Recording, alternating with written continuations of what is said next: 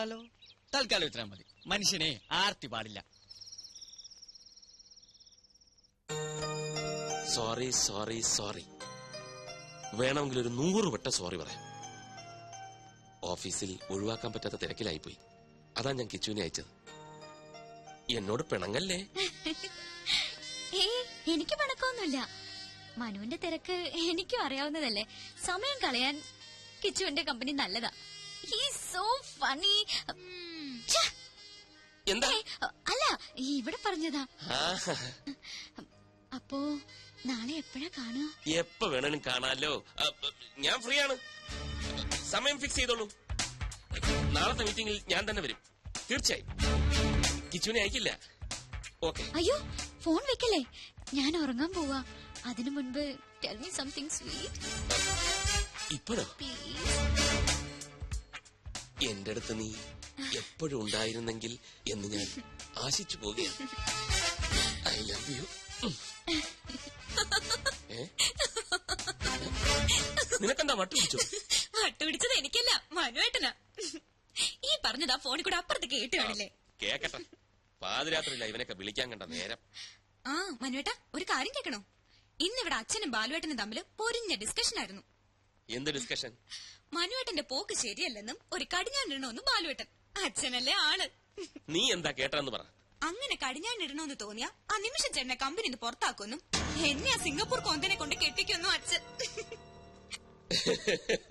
മനുവേട്ടൻ എന്തിനാ ചിരിക്കുന്നത്? നിന്നെ വേറെ കെട്ടിക്കാനോ? അതോർക്കുമ്പോഴാ ചിരി. കമ്പനി പോണെങ്കി പോട്ടെ, പക്ഷെ നിന്നെ ഞാൻ വിട്ടുകൊടുക്കില്ല. ലൈറ്റ് അണക്കട്ടാ. എന്താ? ഒരു കുഞ്ഞു പർച്ചേസ്. ഞാൻ ഇപ്പൊ വരാം. Just 5 minutes. അതൊക്കെ പിന്നെ പോരെ. ഞാൻ ഇപ്പൊ വരാനേ.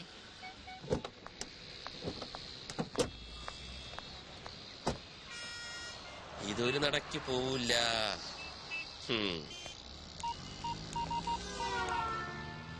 ആ വർമാജി, ഞാൻ ഇത്തിരി ലേറ്റ് ആവും. ആ വെൽക്കം ഗ്രൂപ്പിന്റെ മീറ്റിംഗ് വർമാജി അറ്റൻഡ് ചെയ്താൽ മതി. ആ അവള് കൊണ്ട് കൂടെ. ലേക്ക് സൈഡ് റിസോർട്ടിൽ ഒരു സ്യൂട്ട് റൂം ബുക്ക് ചെയ്തിട്ടുണ്ട്. Okay okay, thank you very much. ഒന്നും ഫൈനലൈസ് ചെയ്തിട്ടില്ല.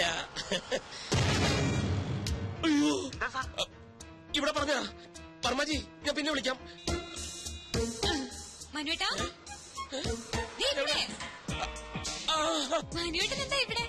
ഞാനൊരു ഷോപ്പിങ്ങിന് വന്നു.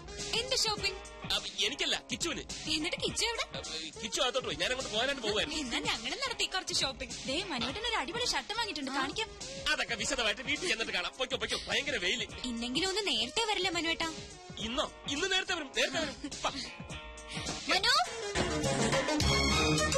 മനു വന്നേ.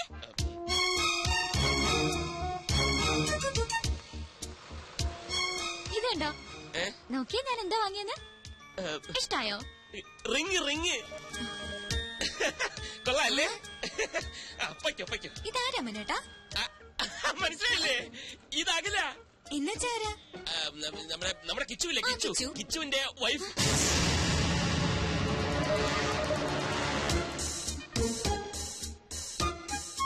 കിച്ചു എപ്പോഴാ കല്യാണം കഴിച്ചത്?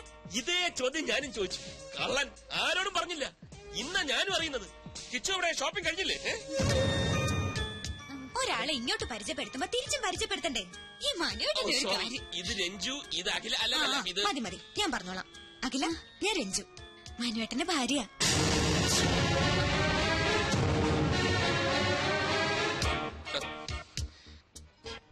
ഇനിയിപ്പൊ പൊയ്ക്കൂടെ?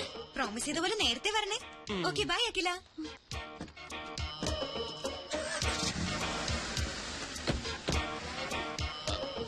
അഖില, കള്ളനാ നിങ്ങൾ. പേരും കള്ളൻ. അഖില, ഞാൻ പറയുന്നൊന്ന് കേട്ടോ. എനിക്ക് കാണണ്ട ഇനി നിങ്ങള്.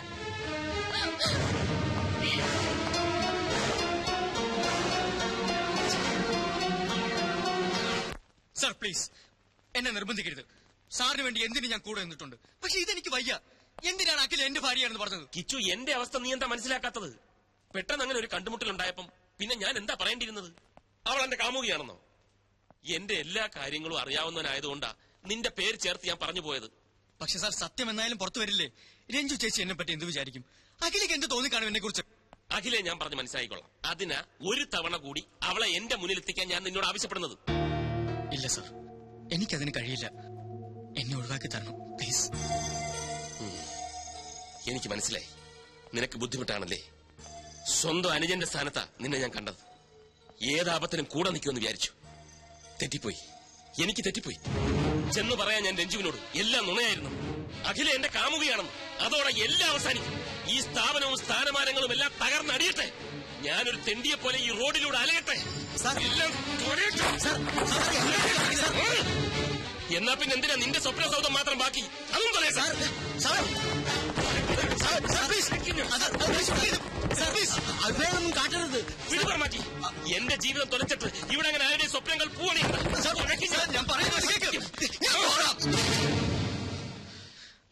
ഞാൻ പോകാം. അഖിലയുമായി സംസാരിക്കാം. അവളെ സാറിന് മുമ്പിൽ കൊണ്ടുവരാം. ഇതാ പണം. ഇനിയും വേണോ? തരാം. വേണ്ട സാർ, ഒന്നും വേണ്ട. സാറിനത് എന്തു പറ്റി? ഇത്രയും ദേഷ്യം ഇതുവരെ ഞാൻ കണ്ടിട്ടില്ല. ഞാൻ ദേഷ്യപ്പെട്ടെന്ന് ആര് പറഞ്ഞു? ചെറിയൊരു ഡ്രാമയല്ലേ. അഖിലയെ വീണ്ടും എന്റെ മുന്നിലെത്തിക്കാൻ കിച്ചുവിന് മാത്രമേ കഴിയൂ. അവൻ അതിൽ നിന്ന് ഒഴിഞ്ഞു മാറാൻ ശ്രമിച്ചപ്പോൾ അവന്റെ സ്വപ്നത്തിൽ തന്നെ കയറി പിടിച്ച ഒരു പെർഫോമൻസ്. എന്താ ബുദ്ധി! സമ്മതിച്ചിരിക്കുന്നു. വർമാജി, ഈ ലോകത്ത് സത്യം പറഞ്ഞാൽ ആരും വിശ്വസിക്കില്ല. ഒരു കള്ളം ഉറക്കെ പറഞ്ഞാൽ അപ്പ വിശ്വസിക്കും. Point is noted sir. വേണ്ട, എനിക്കൊന്നും കേൾക്കണ്ട. ആരും കാണും വേണ്ട.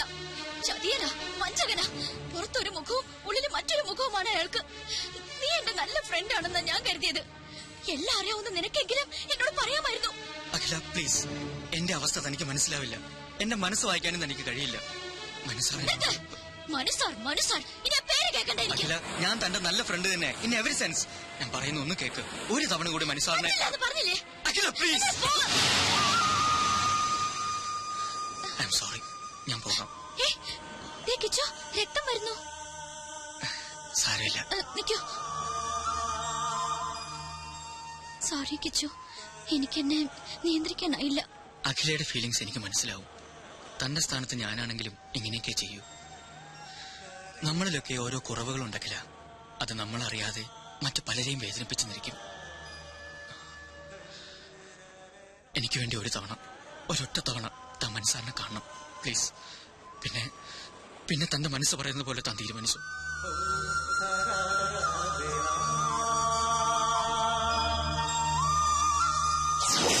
ഇനി എന്താ പറയാനുള്ളത്? ഒരു നുണ മറയ്ക്കാൻ മറ്റൊരു നുണ, അല്ലാതെന്താ? അഖിലയോട് ഞാൻ ഒരു നുണയും പറഞ്ഞിട്ടില്ല. ഇല്ലായിരിക്കാം, പക്ഷേ പറയേണ്ട ഒരു സത്യം മാത്രം പറഞ്ഞില്ല. നിങ്ങൾ വിവാഹിതനാണെന്ന സത്യം. ഇല്ല, പറഞ്ഞില്ല. എന്തുകൊണ്ട്? അത് സത്യമല്ലാത്തതുകൊണ്ട്. രഞ്ജു എന്റെ അമ്മാവന്റെ മകളാണ്. സ്നേഹിച്ച പുരുഷൻ വിവാഹത്തലേന്ന് കാലുമാറിയപ്പോ മറ്റേതൊരു പെൺകുട്ടിയെയും പോലെ മാനസികമായി അവളും തകർന്നുപോയി. 3 ദിവസം ബോധം നശിച്ച ആശുപത്രിയിൽ കിടന്ന അവൾ ബോധം വന്നപ്പോൾ ആദ്യം മുന്നിൽ കണ്ടത് എന്നെയാണ്. സത്യത്തിൽ എന്റെ ദുരവസ്ഥ അവിടെ തുടങ്ങിയായിരുന്നു. അവളുടെ വിവാഹം കഴിഞ്ഞെന്നും അവളെ സ്നേഹിച്ച ചെറുപ്പക്കാരൻ ഞാനാണെന്നുമുള്ള വിചിത്രമായ വിചാരം എങ്ങനെയോ മനസ്സിൽ കടന്നുകൂടി.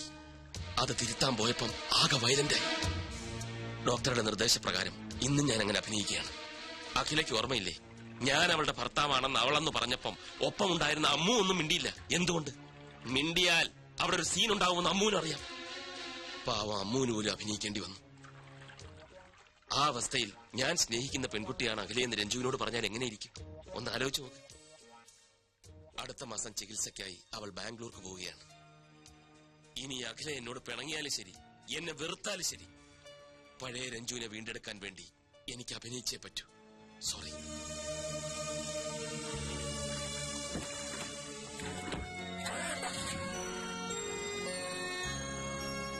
അഖില, നീ ടെൻഷൻ അടിക്കാതെ. നെല്ലും പതിരും ഞാൻ ഇപ്പൊ തിരിച്ചു തരാം. ആള് ബാംഗ്ലൂട്ട് പോയിട്ട് 10 മിനിറ്റ് കഴിഞ്ഞു. വരുന്നുണ്ട്. മൂട്. ഹായ്, അമ്മു അല്ലേ? അതെ, ഞാൻ ഡോക്ടർ ജയലക്ഷ്മിയുടെ കസിൻ ജോൾസിന. ഇതെന്റെ ഫ്രണ്ട്. അമ്മു എന്നെ ഹെൽപ്പ് ചെയ്യണം. ഞാനോ? എങ്ങനെ? ഞാൻ പറയാം. മനസാറിന്റെ കമ്പനിയിൽ ഞാനൊരു പോസ്റ്റിന് അപ്ലൈ ചെയ്തിട്ടുണ്ട്. അമ്മ ഒന്ന് മനസാറിനോട് റെക്കമെൻഡ് ചെയ്യും. അയ്യോ, ഞാൻ പറഞ്ഞാലൊന്നും മനോട്ടൻ കേക്കില്ല. ഓടിക്ക് തന്നെ. പിന്നെ ആര് പറഞ്ഞാൽ കേക്കും? രഞ്ജിയെ കണ്ടാ മതി. അതാരാ? മനോട്ടന്റെ ഭാര്യ. ചേച്ചി പറഞ്ഞ മനോട്ടിനെ കേൾക്കാതിരിക്കാൻ പറ്റില്ല. ആ ചേച്ചിക്ക് എന്തോ അസുഖം. അസുഖോ? എന്തസുഖം? അല്ല, എന്തോ മെന്റൽ പ്രോബ്ലം. മൈ ഗാഡ്, നിങ്ങൾ എന്താ ഈ പറയുന്നേ? നിങ്ങൾക്ക് എവിടെ ഈ ന്യൂസ് കിട്ടിയത്? മനുവേട്ടന്റെ ചെവിയിലെങ്ങാൻ ഇതെത്തണം. അയ്യോ കുട്ടി, ആരാ പറഞ്ഞതെന്ന് ഓർമ്മയില്ല. പക്ഷേ എന്ത് പക്ഷേ? ആദ്യം മനുവേട്ടനെ കുറിച്ചും കമ്പനിയെ കുറിച്ചും ശരിക്കും മനസ്സിലാക്കുക. എന്നിട്ട് മതി ജോലിക്ക് ചേരുന്നൊക്കെ.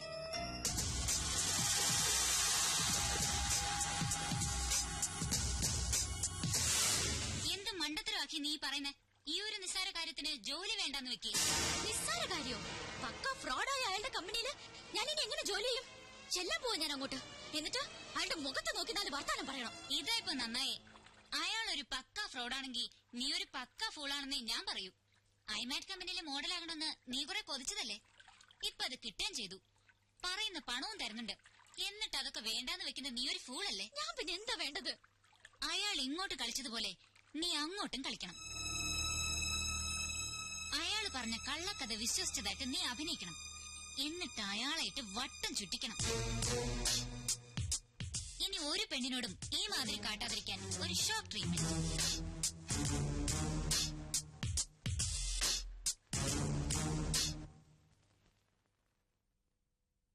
ഞാൻ ആലോചിക്കുകയായിരുന്നു നമ്മുടെ കിച്ചുവിന്റെ കാര്യം. കിച്ചുവിന് എന്ത് പറ്റി?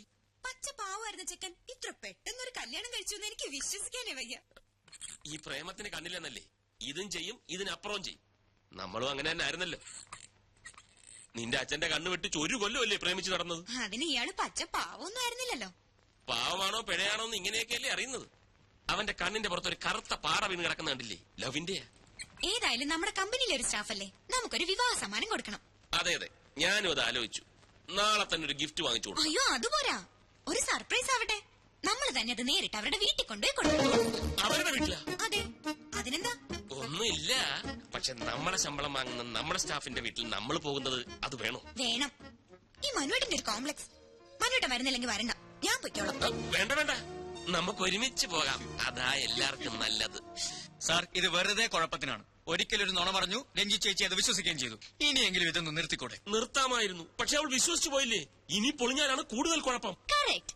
ഈ കിച്ചുൻ എന്താ പറഞ്ഞാ മനസ്സിലാവാത്തത്?